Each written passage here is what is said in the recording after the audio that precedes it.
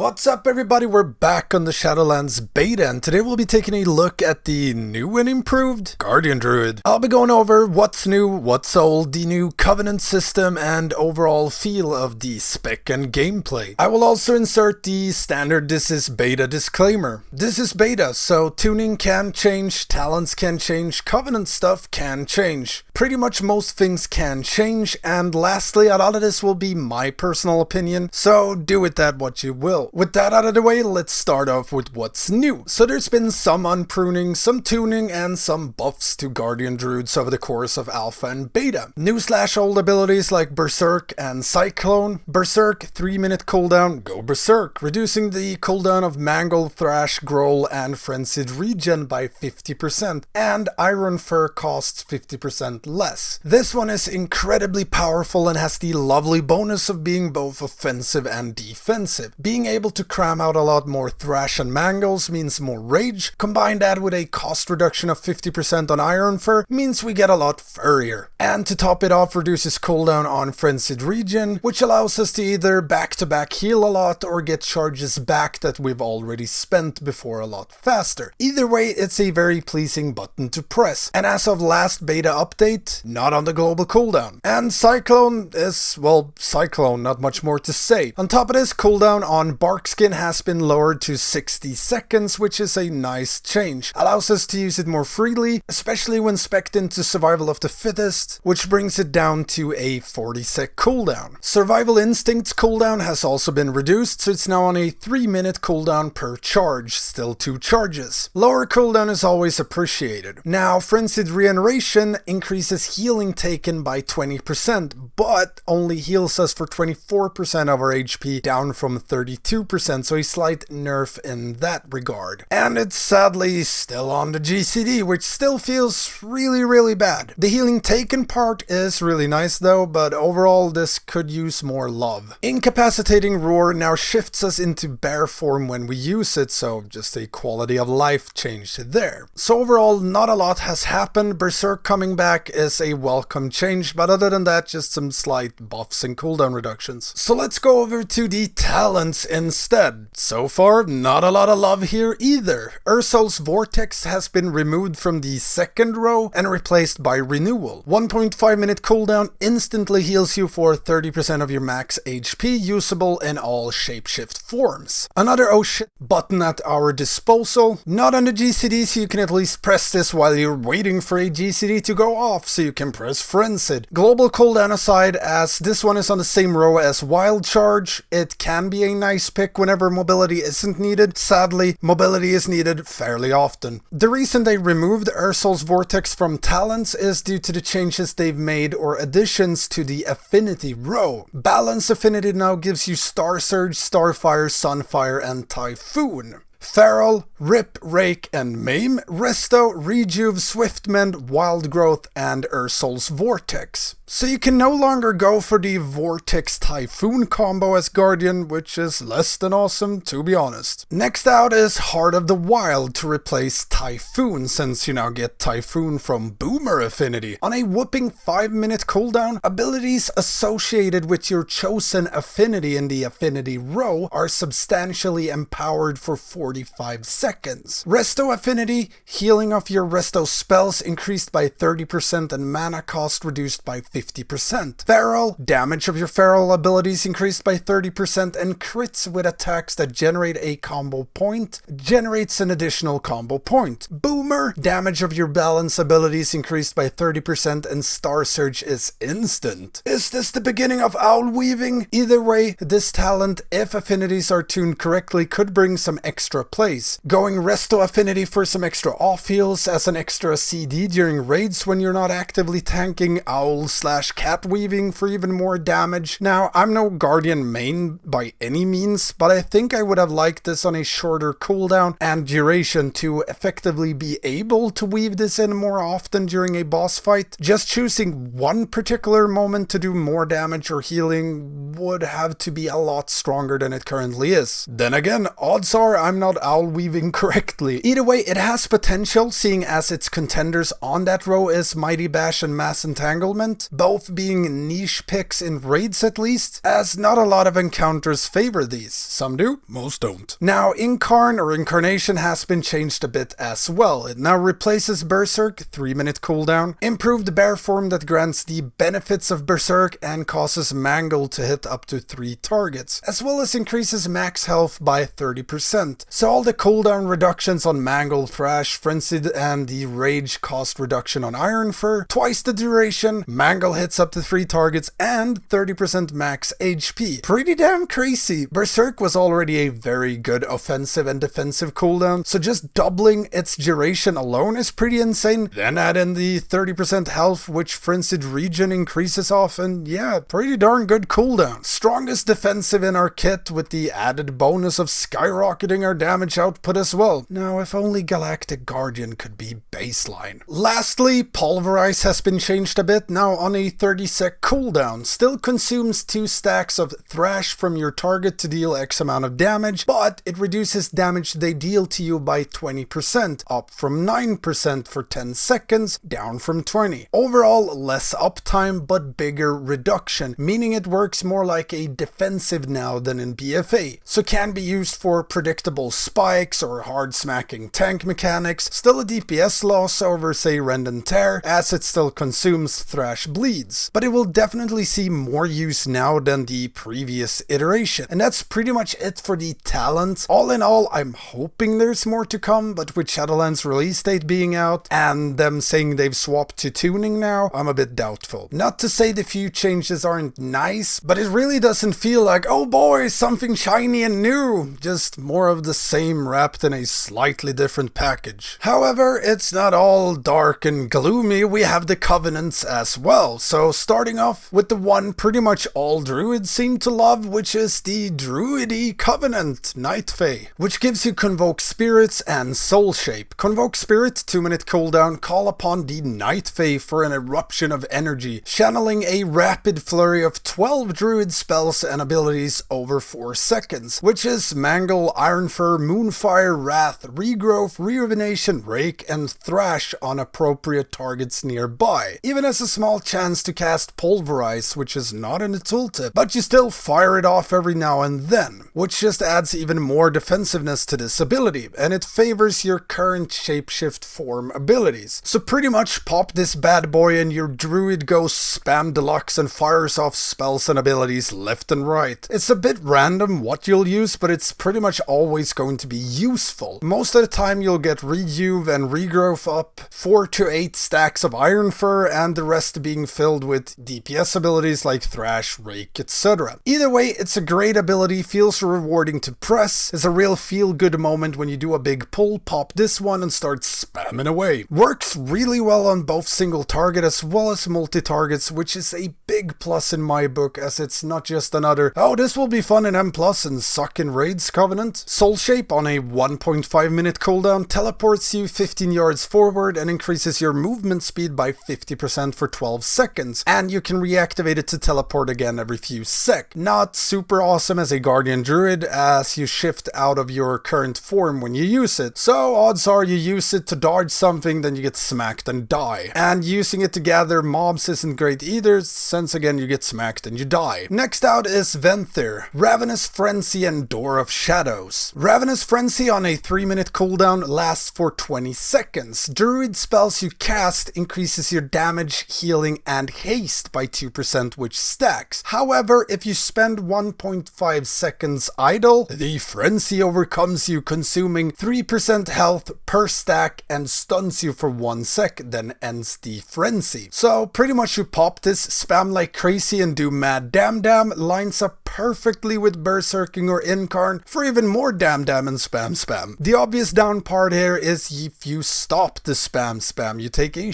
ton of damage, get stunned, and lose the buff. Which means during this, if you get stunned, incapped, feared, you name it, you either lose out on a ton of damage or you just die. At 15 stacks, it's what, 45% of your HP plus the stun? That's not awesome if you're in a dungeon doing a big pull. In raids, however, the risk of losing it is a lot smaller. Some encounters have loss of a control effect, but they're usually very predictable, meaning don't use it if you're gonna lose it. Overall, this looks pretty darn solid for M+ for big pulls. Combine this with Incarn and spam away. Now, Door of Shadows, 1 minute cooldown, 1.5 second cast, 35 yard teleport. Not much more to say. Some added mobility can possibly be used for skips in M+, and to dodge some mechanics.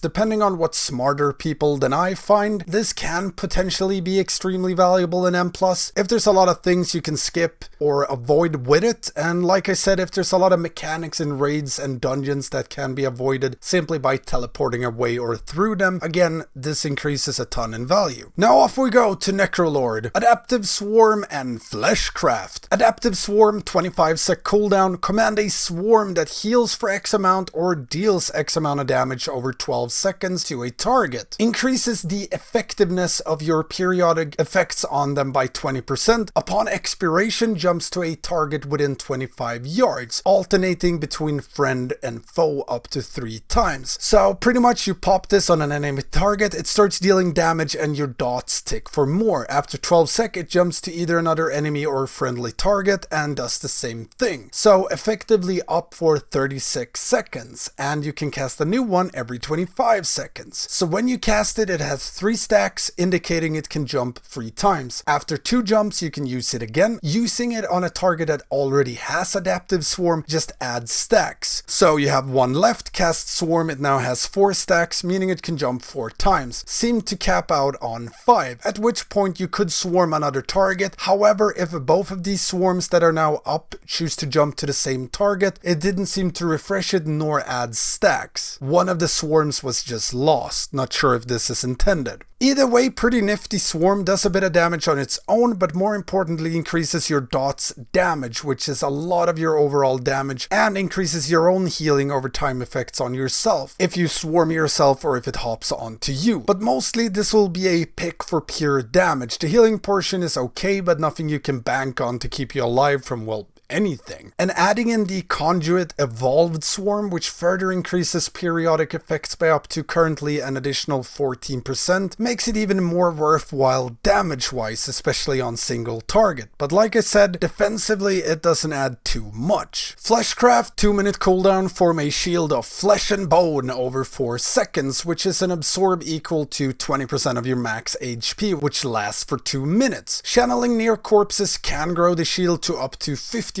of your max HP. The more powerful the enemy, the bigger the gains. The absorb can be nice, but the fact that you need to channel over 4 seconds where you can't dodge makes it not too desirable as a tank. Sure, there will always be moments where you can channel it safely when you're not actively tanking in a raid or between pulls in a dungeon, but yeah, absorbs are nice, but as a tank it has its obvious downsides. Lastly, we have Kirian, Kindred Spirits and Summon Steward. Kindred Spirits, now this is a weird one. Form a bond with an ally. Every minute you may empower this bond for 10 seconds, granting you an effect based on your partner's role and granting them an effect based on your role. So as a tank, you'll always grant your partner Kindred protection, redirecting 40% of the damage they take to you unless you fall below 20% health. Did not work while I was testing it. But if you bond with your co-tank, anytime you use this, 40% of their damage taken is redirected to you. On the flip side, 40% of your damage taken gets redirected to them. Don't know if there's an infinity loop waiting to happen here, but since it didn't work at all, I couldn't test that. Assuming there's no infinity loop and that it works, it's just a very low cooldown for a potentially big damage reduction that you can use to either save your own bacon or your co-tanks, or to mess with them if you feel like it. If used on a healer, 30% of all their healing done gets replicated on you, and 40% of their damage taken gets redirected to you. The healing part, depending on if there's a cap or not, has the potential to heal you through pretty much anything. Sadly, I haven't tested this in a raid, so might be way off, but seeing as it says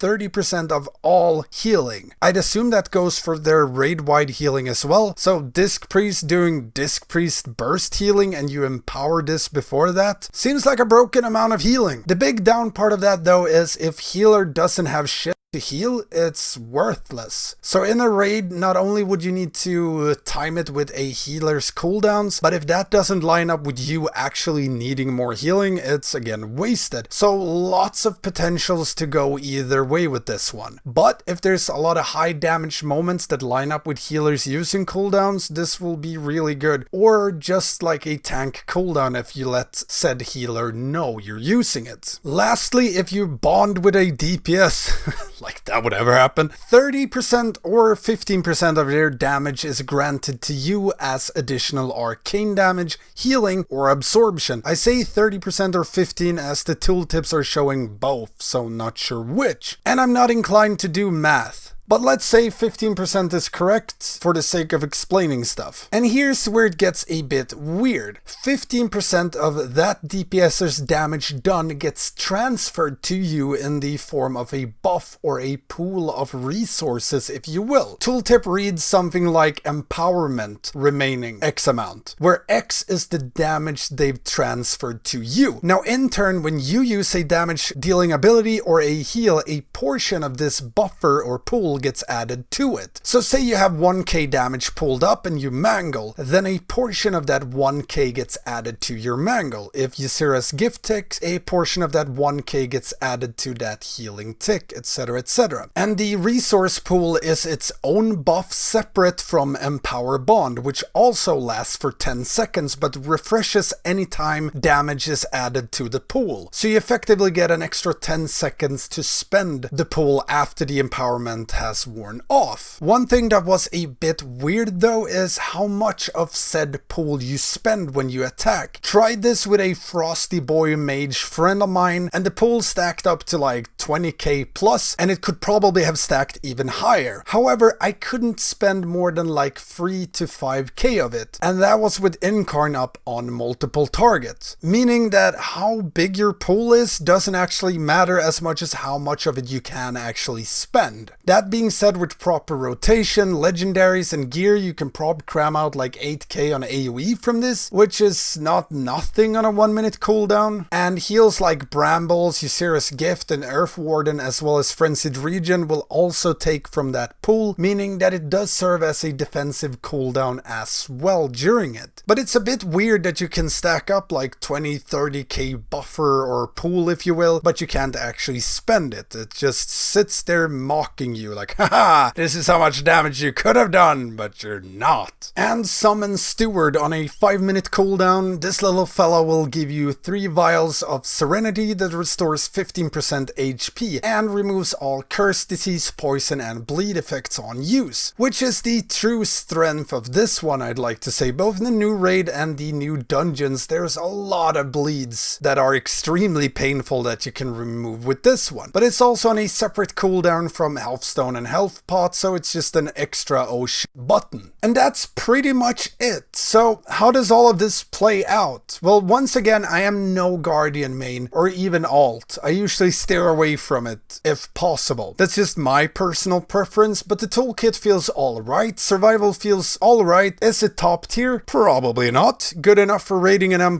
Most definitely. It's a lot of fun though, popping Incarn or Berserk and thrashing away, stacking up high amounts of fur, and the potential for cat/owl weaving in raids sounds like it could be fun, but they do need some love, to be honest, because last time I played Guardian was during the last stretch of Legion, and gameplay wise this feels pretty much the same but with Frenzied on GCD, which is awful. But yeah, even with the tweaks, some buffs, some nerfs here and there, it just feels like the same old swipey thrash druid as it was in Legion. So 2 expansions later and nothing shiny and new to make the rotation or gameplay feel different. Some might enjoy it this way, but I'm fairly certain most players enjoy having their classes updated beyond aura buffs and number tweaks. With that said, don't forget to like and subscribe to my channel, it really helps me out. Ring that notification bell. Don't forget to check out my Patreon where you can get access to my Stanky Discord, and with the good interwebs hooked up, I'm now on Twitch as well, Stanky Gaming. Thank you all for watching, and I will see you next time.